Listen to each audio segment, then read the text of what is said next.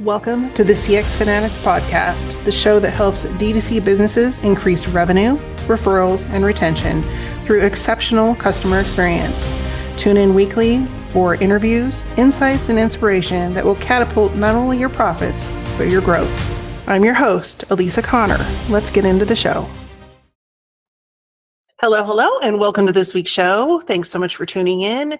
This week, we're talking about 3 ways to consistently increase your wine club memberships or any kind of other subscription membership you might have. We're just talking about wine clubs because the examples that I'm using are wine club specific. So if you have another membership or subscription service, then think about ways to apply this to your business. So don't tune out just because you don't have a wine club membership, because a lot of the things that we're going to talk about can be applied to any type of subscription option. So the first thing that we should probably talk about when we're diving into increasing memberships is maybe some of the things that are not being done well. And I find this across industries. That's why I say, even though this episode is going to be very heavily wine club focused, a lot of the things that we're going to talk about can be applied to multiple businesses and industries. And it's not just subscription businesses. That's just who I tend to attract and work with the most. But most businesses struggle with this. And it's something that I think is really hard to figure out on your own, because it takes more oftentimes than not somebody outside the organization or outside of your business to put a fresh set of eyes on what you've done, because you're not so close to it. A lot of times when we're in business, we have a tendency to look at things with a little bit of a blinders on, only because we are close to it, we've created it, we've designed it, and we have a group of people that surround us that see, hear, and think the same way we do. And there's nothing wrong with that, except that a lot of times you could be missing the boat and not know it, because you're not getting outside perspectives on your marketing, on your sales process, on all of the things that have to do with customer experience. So one of the things that I see many businesses struggle with, and I've been in multiple industries for over 20 years, and I've seen this be a struggle point for nearly every industry. Some industries are better than others, but most of them struggle with this, is that they have a really hard time defining what their unique selling proposition is. And so that's a lot of words. And a lot of times marketers love to use words that other people don't understand. So a unique selling proposition is really defined as what makes you different from anybody else in the marketplace in how you work with and help the people that you help, your customers, and also the people that would want to work with you. And so when you're looking specifically at a wine club, when I go, I do a lot of research on not only wine clubs, but on subscription businesses. And what I find is there's an overarching pattern that everybody kind of looks and says, oh, Joe's doing that. Oh, Sally's doing that. Let's do that. Instead of really looking and thinking, okay, why are we unique? It's just borrowing from everybody else and then putting a little bit of a spin on it with your name and maybe the type of club you offer. And what I'm saying is that that's doing a disservice to you, your brand, and your product, specifically your wine club in this instance, because you're not going to be for everyone. Just like Gallo isn't going to be for everyone, or whatever wine competitor you might be borrowing from. They have a certain type of client, a certain type of buyer, and they would do better at speaking directly to that buyer and those people that resonate with their brand and with their wine. And so in my research, there are a few people that do this relatively well, and they have fun with it. And they have fun with the messaging that they put out there, not only on their website and in emails, but also on social media and in the way that they not display, but go about sharing their brand and their brand story. And that attracts a certain kind of person. Now, to somebody else, it might be like very, not repulsive, but not attractive at all. And so you really have to kind of know your people and then feed into, what makes you unique to them so that they want to work with you. And so a lot of times when you look at wine clubs, it's always like, oh, we have 3, maybe 5, maybe 6 different offers. We'll talk about that in a minute. I never recommend having more than 3. And we can talk about that in a second. But 3 options, and then those options can vary from anything to the type of wine, to the number of times that they are shipped out, to the harvest time frame, to any variety of things, or the number. I think I said the number of bottles of wine, but if not, there's multiple options that go on. More common than not, the ones that I see from the research perspective are kind of a high, medium, low level. So you've got like the lower cost wines to like a medium cost wine to the exclusive high tailored wine experience. And then you would also have, or in addition to that, sometimes they have in addition to that, but you would also have some people that just offer 2 shipments a year, 4 shipments a year, 6 shipments a year, something like that.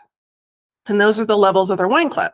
But they're not necessarily making it specific to the people that would be fans of their wine, or why people would want to sign up for the wine club, and making it different from their competitors. And I'm pretty sure, yes, I have some examples in here of people that are doing this right. So we're going to get to those in just a second, but let me back up for just a minute and talk a little bit about why you don't want to have more than 3 options. So scientifically, your brain will only process 3 options at a time. You can give it more options, but then it takes more brain power to decipher what you're trying to ask it to do. And so 3 is really the maximum that you want to give people, because at that point they're tuning out and they're not going to make a decision. And so when you give people 5, 6, 7, 8 options, they're just like, they're overwhelmed. And it's not because they're not smart. It's not because they don't care. It's because at that point their brain is like, overload, too much information. I don't have time to make this decision, or they just it paralyzes them to not make a decision at all. They'll just go find somebody else. And so I really want to encourage you to not offer more than 3 options in anything you're doing as far as a subscription or a membership level, because it's scientifically proven that your brain will not make a decision if you give it too many options. And that comes from, I'm going to get it wrong, I'm not a science person, but I think it's amygdala, up here, where, when we go back to the caveman days, the main focus of your brain was to keep you alive. And it's still that way, even though we have all these modern facets and technology and all these things to kind of not keep us so concerned about staying alive. We are internally programmed by that part of our brain. I think it's the amygdala. Don't come after me if I'm wrong, because I'm not a science person, but your brain will still try to keep you alive. And to do that, it will conserve energy. And because it's conserving energy, the more you stress it out by giving it too many decisions to make, the less likely it will make a decision, because it takes less energy to just not make a decision than to go filter through all of this information and figure out what the heck you want it to do. And so scientifically, and for the best results for your offers and the things you're trying to do within your brand, stick to 3. All of that to say, keep people's brains happy, give them 3 choices and no more. It's okay to give them 3 choices, and then once they answer, give them another 3 choices, like if you're doing a quiz or something like that. But if you're asking them to make all of these choices at once, the chances that they're going to make a decision at all really is dramatically lower. So the other thing I find is that with specifically wine clubs, there's not much, there's kind of a lot of fluff around the levels as far as like, there's not much benefit. Yeah, you get the wine and you might get a few little extra things, but there's really not a whole lot of benefit. And so that could be a way that you could differentiate your club from other clubs, is that how do you really kind of step up the customer experience game with your clients? When you have wine club members, do they get special things in their shipment? Do you offer them exclusive events? Do you have specific membership perks? Like, is there a Facebook group or a community page that only members get access to? What are the things that you're doing to really beef up the membership? And those things don't necessarily have to cost additional money. They can be things that are, one of the things that I read from a company that does this exceptionally well is that they get wine club members get first dibs, for lack of a better term, for new releases or special wine releases. And so, if all the members purchase all of that, they don't even release it to the public. And so that could be something that you would need to work that through with your team. But number one, what are the real benefits of becoming a wine member other than wine showing up on your door?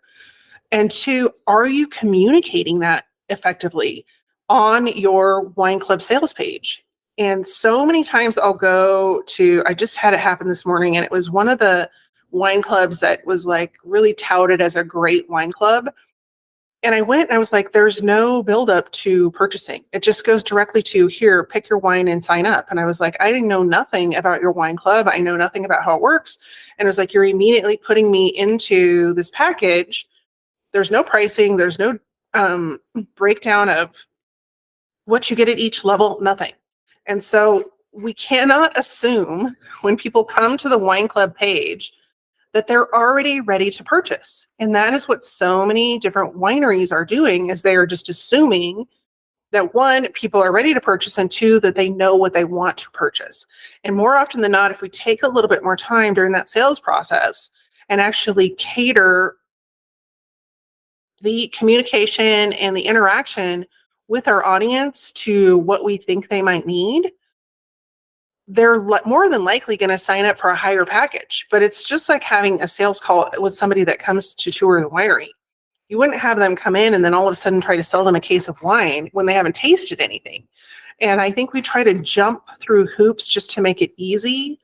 And we don't have the option to do that, especially with the next generation of buyers that are coming in. And I have an episode that's going to be dedicated to Gen Z buyers and why they purchase different. So stay tuned to that. It's coming up.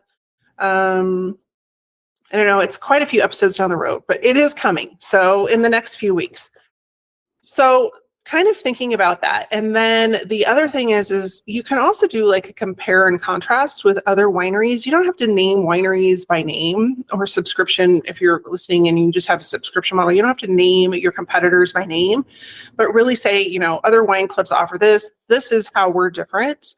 And this is what makes our wine club more superior, and really communicating that with potential clients and also the people that are already members, because it's easy to forget what the membership includes unless you're reminding them.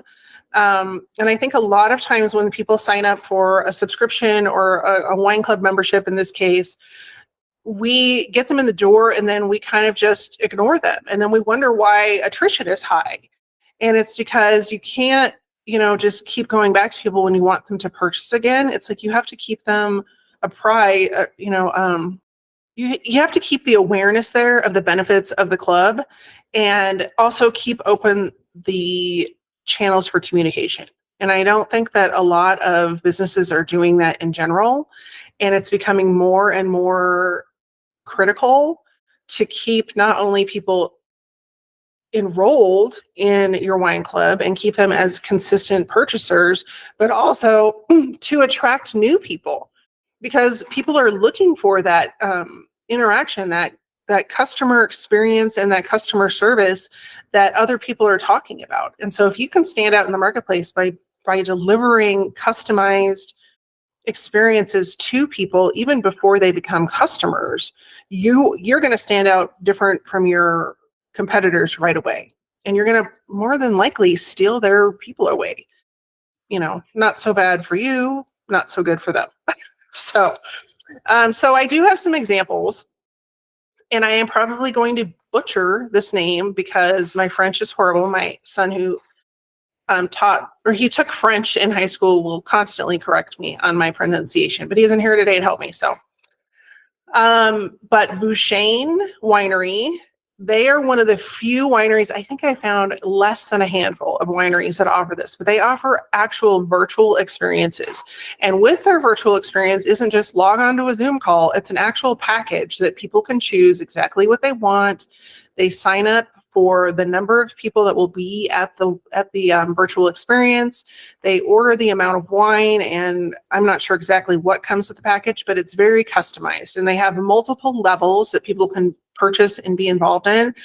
And so they're one of the few wineries that I really think are looking outside the box when it comes to attracting and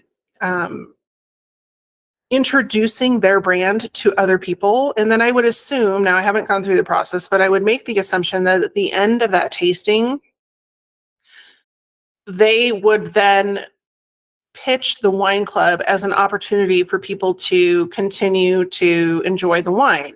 And if they're doing a good job, and I'm curious enough that I will go and sign up for this just because I want to know. So if you want me to give you a rundown on how it goes, let me know in the comments, and I'll make sure that I do another episode on that.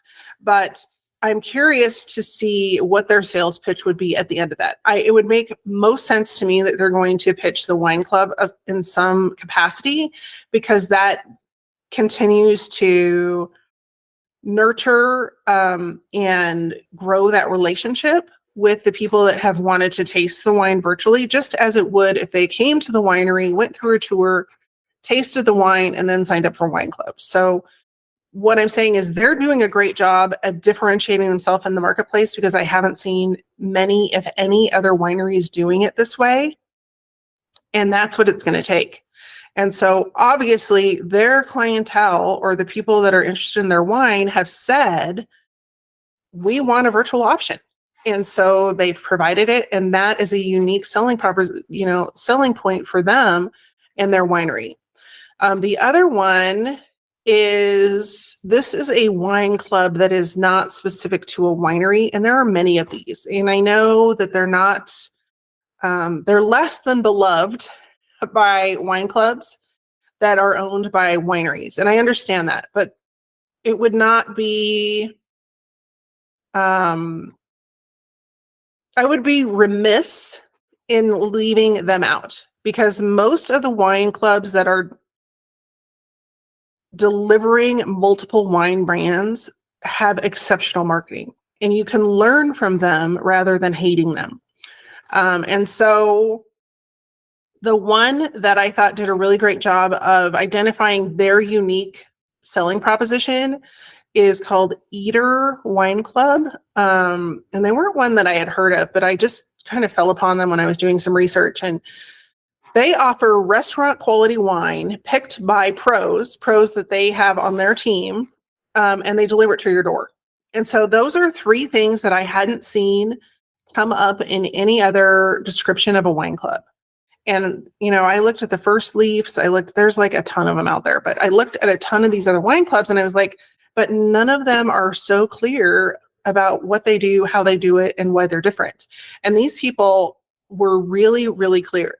They have restaurant quality wine. They have professionals that choose the wine. So they go and taste it, and they choose good wines, and then it's delivered to your door.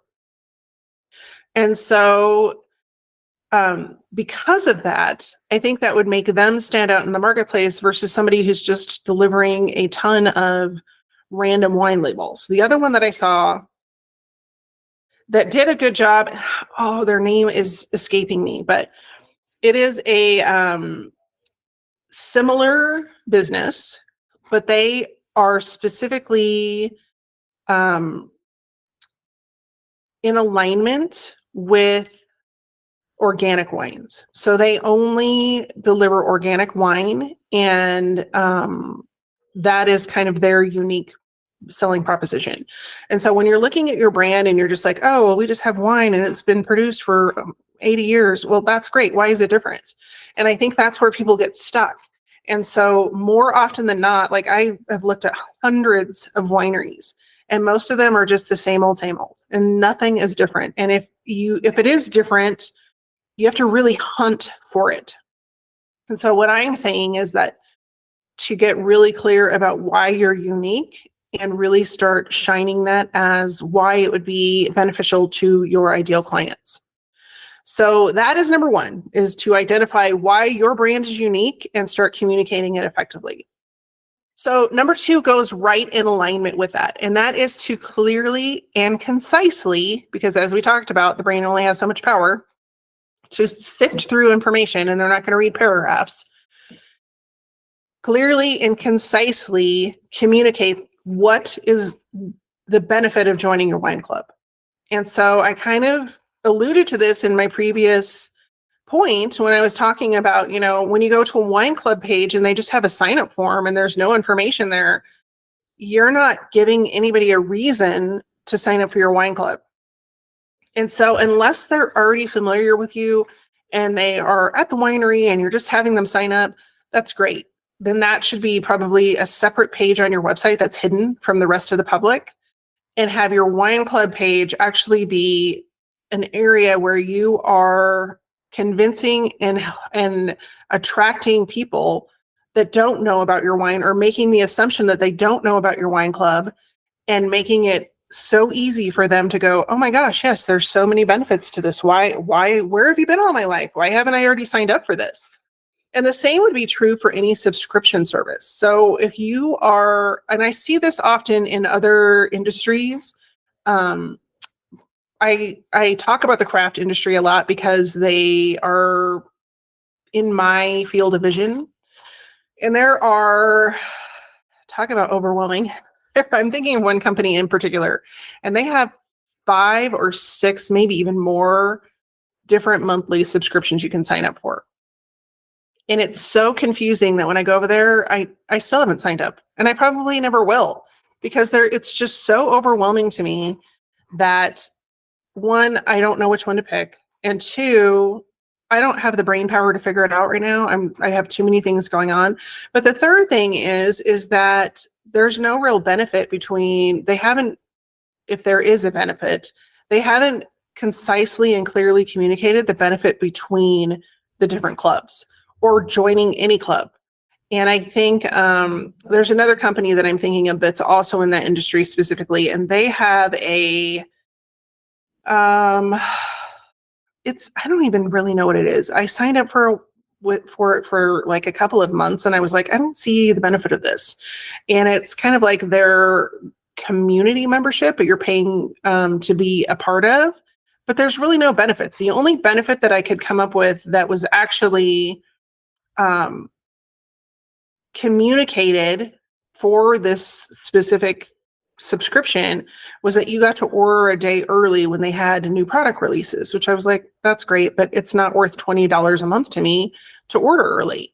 And so it would be one thing if like their products were selling out constantly, but they're not. And so I'm using these examples not just for Wine Club, but other subscription products, because one, if you don't clearly communicate, people will not, first of all, sign up, or two, if they do sign up, they're not going to stay. Because if you are not clearly communicating the benefits of being in your club or your subscription model, there's no reason for people to stay. And also, along with that, is not only clearly communicating it up front, but staying in communication with people about those benefits. And that's all things that you can create through automated emails and not have them always coming across as salesy.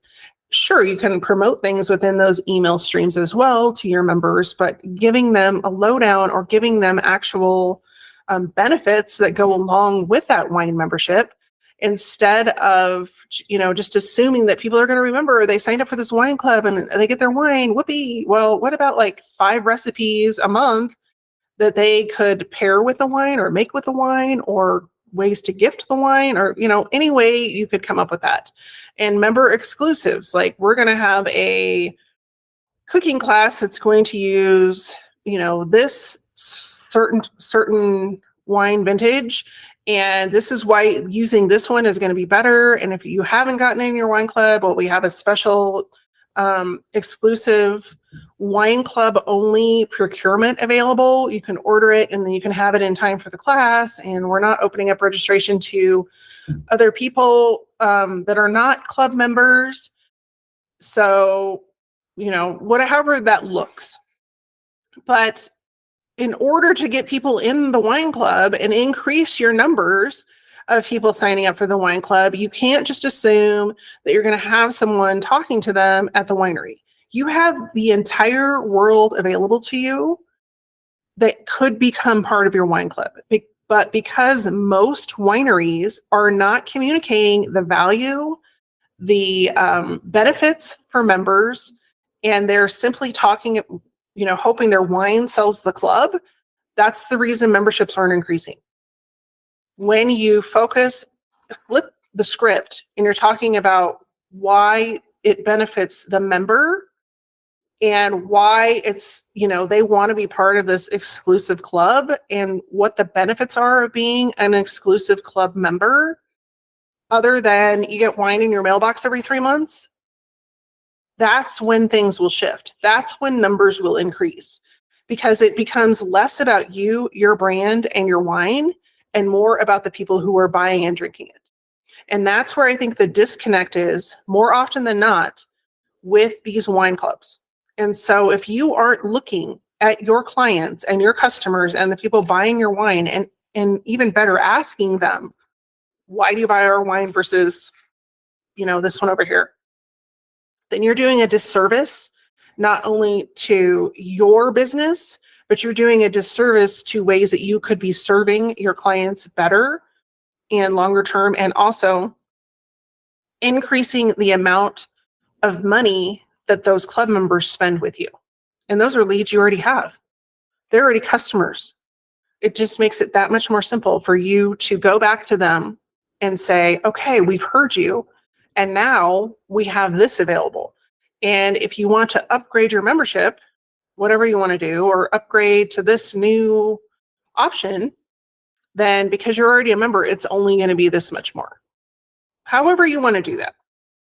And so the number one question that I recommend people answer when they're looking at revamping the way to sell more subscriptions to anything, their wine club, to whatever product it is that what benefit will this have for the person buying it?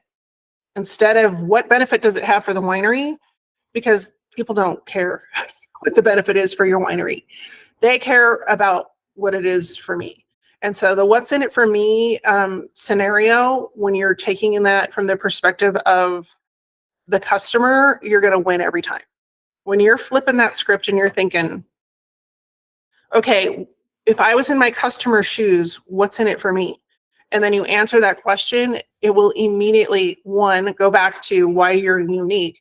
But two, it's going to create a compelling reason for them to want to sign up for your subscription offer. So again, I have some examples, and there's two. I think one of these, I think they're both in Napa, but I'm not sure. Bright Cellars has a amazing quiz, which I went through, that really helps to customize wine selection based on the individual. And it not only, gives you multiple options to choose red and white and different flavors and things you like. I mean, they're totally outside the box. It's not just, do you like red or white wine, or both? Or do you like this many bottles a month or this? It's like, it was, do you like these flavors better? Orange, peach, grape, and I can't remember all of them. And they were phrased very uniquely. Like one of them was about tea. I kind of remember it. And it was like, when you drink tea, do you drink it as an Arnold Palmer? Or do you drink it hot? Do you not drink, only coffee for me? And like, they were kind of cute and clever. And anyway, they use all of the inputs that you put in there that are not all about wine, but to tailor your wine collection to what information you have input to them. And then they go a step further and explain why they chose the wine collection they chose for you, so that you can understand like why they asked the questions they asked. So one of the ones was a fruity one, and they're like, well, you mentioned that you like orange flavor, and this has orange undertones, and it's very citrusy, and that's why we think this would be a good fit for you. And so not only are they really customizing what they're offering to their potential wine club members, they are already thinking ahead by offering a additional discount once you enroll on future orders. And so that is another benefit. Like, they're one of the only ones that I've seen do this, where they not only are selling you into a package that I'm pretty sure was already discounted, but they've explained to you why they picked the package they picked for you, how it is in alignment with the information you've given them about who you are and what you do and what you like. But if you remain in their club, you can plan on having an additional discount on future orders. And so all of those things are a benefit, and they're very clearly and concisely communicated all the way along. And so even if you're not a fan of this company, I highly recommend that you go through the quiz and have the experience, because it's going to be very eye-opening for you on things that you could not necessarily steal from them, but you could definitely go and look at and go, oh, wow, we could make this same kind of thing happen in our club or for our club members. And instead of just, following randomly what your neighbor or your local other wineries or the wineries that you're trying to compete with are doing. I'm trying to get you to think outside the box a little bit. And those quizzes are not hard to implement. I know technology can sometimes be a little bit overwhelming, especially if you're not familiar with it. But that's something that I help people with all the time. And so if that's something you're struggling with, the best way to get started and kind of talk that through and see what it would look like for you is to go, I have 10 calls a month that I let people go in, and we can do a brainstorm call for free. Usually they're 15, 20 minutes long, and we can get, a good idea of where you are, and I can give you some quick fixes or give you a plan for moving forward. But I only do 10 a month because that's all I can manage on my calendar. But if you are interested in one of those, go over to my website, dtcgrowthclub.com, and you're going to see a button that says schedule a call everywhere. And you can just go and fill that out. And this is one of the things we can talk about is like, how do we get a quiz up and going for our wine club so that we can get a little bit more traction and customize it to people that would actually, not only want to be or be a good fit or want to be in our club, but we can keep them engaged down the line so that they continue buying and we don't have as much attrition. So anyway, if that is of interest to you, go and sign up for one of those. We're in December, and so my next set of calls will be January, because December is, we're on the 12th, and the last 2 weeks of December, I don't think anyone's working. So if they are, I'm sorry, but I won't be. I have a few projects that I'm wrapping up for the end of the year, but I won't be doing those calls this month. But there are plenty. There are currently still 10 slots available for January, and this is coming out the second week of December. So go grab one while you can. dtcgrowthclub.com and hit the book a call button or schedule a call, one of the two. And then the other example that I had in here is Sonoma County's perfect pairings with, I'm going to butcher this, Brucolier Vineyards. And what I really liked about this was that, one, it's very clear because they're pairing wine with a person. But number two, it puts the customer as the hero of the story instead of the wine. And so when you're saying, we're going to pair you with wine, but they're taking the person first and figuring out, who they are, what they want, what they like, and then they're pairing a wine with them versus here's some wine, try it. We know you're going to like it because it's our wine. That doesn't feel good. It feels better to be the center of attention as a customer. And so I think I pulled them out because they, the verbiage they had on their website was one of the most customer centric that I could find in the wine industry. And so for a model, if you want to model that, is like, okay, how do you put your customer in the hero role? And if you want to know more about that, I have multiple episodes where I talk about StoryBrand, or if you want me to do an updated version on StoryBrand, and why you're not the hero of your own story and why it doesn't work to sell things, I would be happy to talk about that. For those of you that are not familiar with StoryBrand is a framework that is specific that was created by Donald Miller. And I went through the certification to be a StoryBrand certified guide so that I could use that framework to create very clear and concise messaging with clients.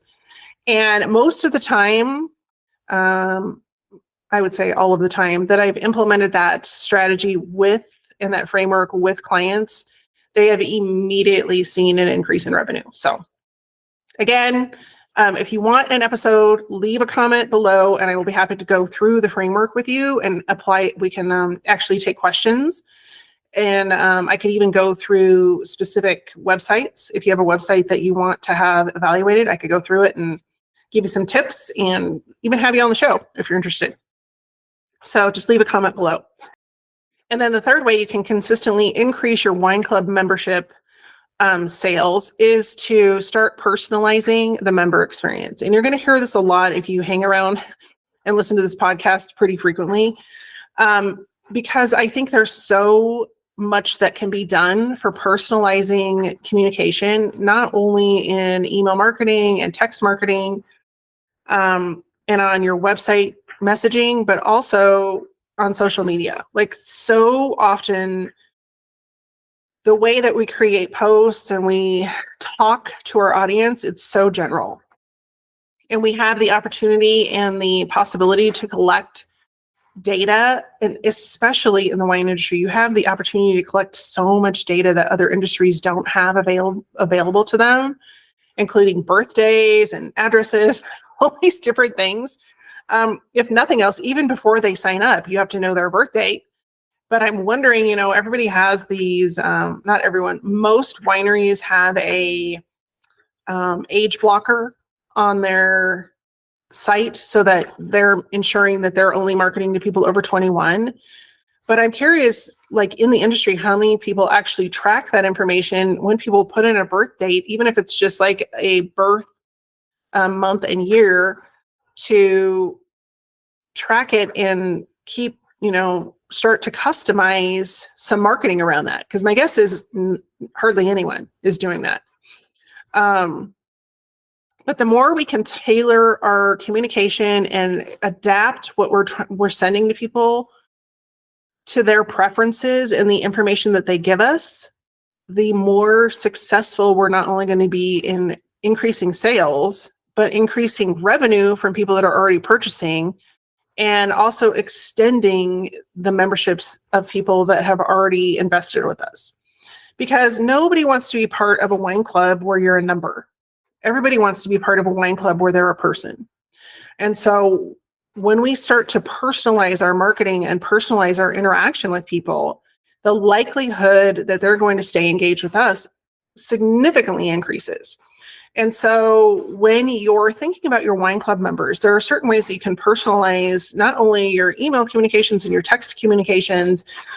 You actually have the opportunity to customize communications that show up with the shipment because you have an actual physical product delivery.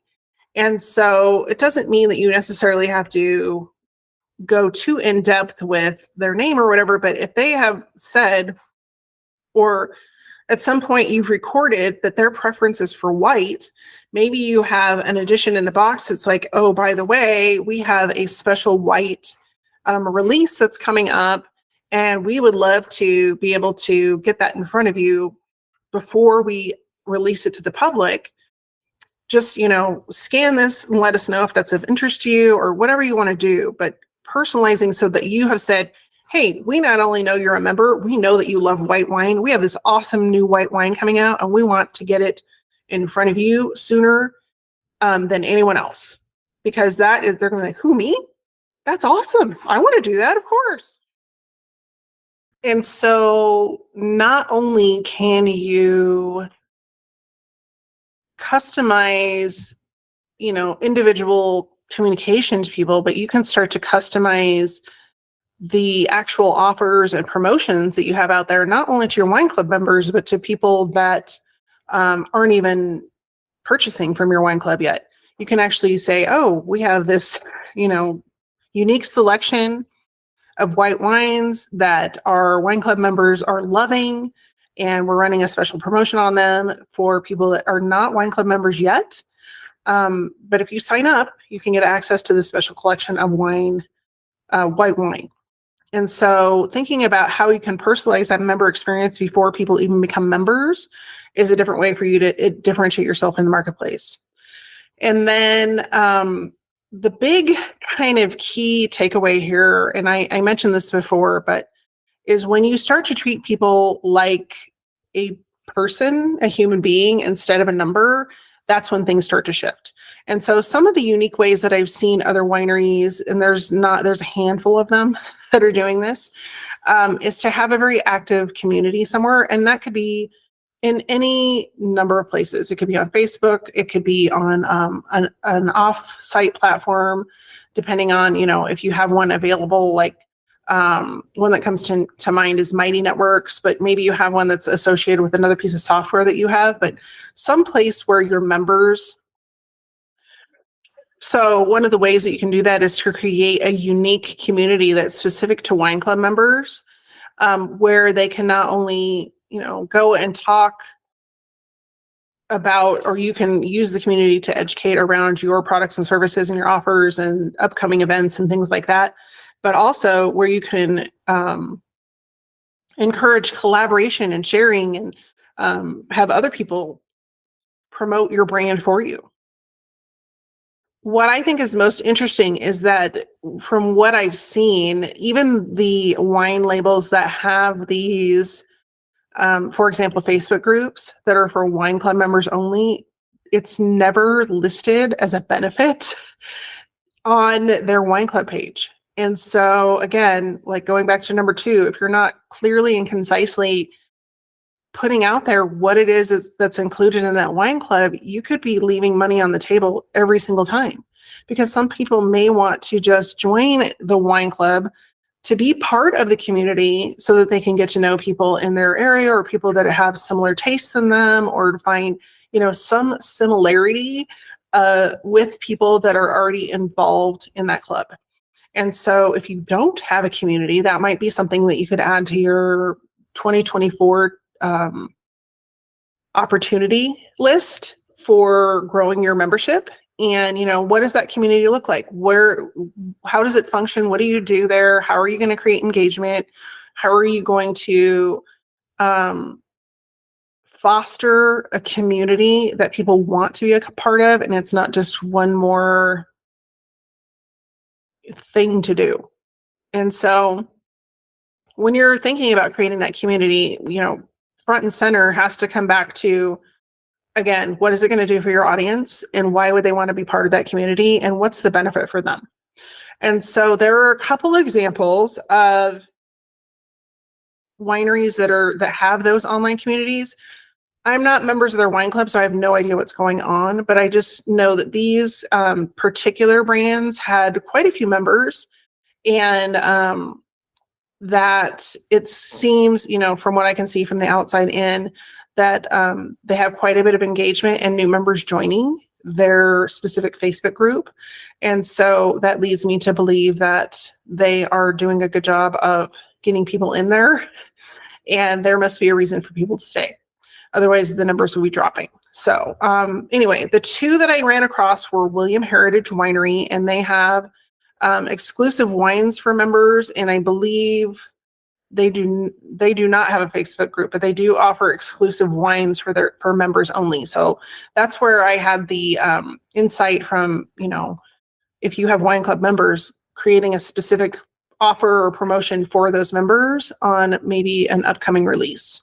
And then the other one is Dry Creek Vineyard Wine Club, and they actually do have an exclusive Facebook group for their wine members. And like I said, I'm not part of that, so I don't know what they include on that, but based on, the numbers, it is growing. They're adding new members. They have a lot of interaction. They have a lot of posts that happen every day. And so something is going well with that group from what I can tell. And that could just be one more benefit that you could mimic for your winery to increase subscriptions if you communicate it well. So just to wrap up on this week's episode, on the 3 ways for you to increase your wine club member subscriptions or increase subscriptions for your business. Number 1 is you have to figure out why you're unique in the marketplace. And then 2 is communicate that effectively and communicate why someone would want to be part of your subscription or your wine club, and in the perspective of what's in it for them.